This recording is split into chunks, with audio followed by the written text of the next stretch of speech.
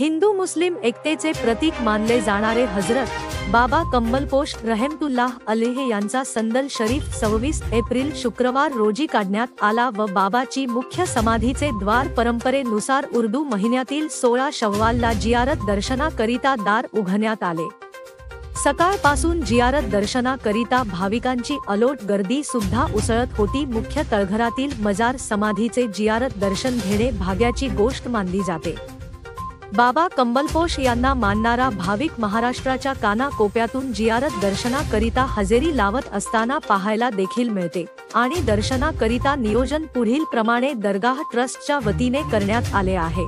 आर्णी येथील हिंदू मुस्लिम एकतेचे प्रतीक सर्व धर्मियांचे श्रद्धास्थान असलेले बाबा कंबलपोश रहमतुल्लाह अलैह यांचा 16 शव्वालच्या उर्सला दिनांक 26 एप्रिल शुक्रवार पासून सुरुवात झाली आहे।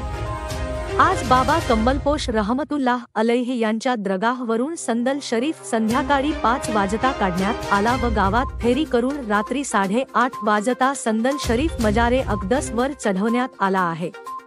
संदल मध्ये वसीम अली खान महकश घगरा पार्टी नागपूर यांची उपस्थिती होती। 27 एप्रिल 17 शव्वाल शनिवार रोजी महफिले समा कव्वाल नुसरत अली झनकार ग्वालियर यांची कव्वाली 8:30 पासून सुरू होणार आहे आणि 28 एप्रिल रविवार 18 शव्वाल रोजी फातेहा कुरान ख्वानी 9:30 वाजता असणार आहे। फातेहा नंतर लगेच लंगर महाप्रसादचे आयोजन करण्यात आले। 26 एप्रिल शुक्रवार सकाळी 5:30 वाजेपासून 28 एप्रिल रविवार संध्याकाळी 7 वाजेपर्यंत बाबे रहमत तळघर मध्ये असलेले बाबाच्या मजार शरीफचे जियारत दर्शनासाठी दार उघडे राहणार आहे।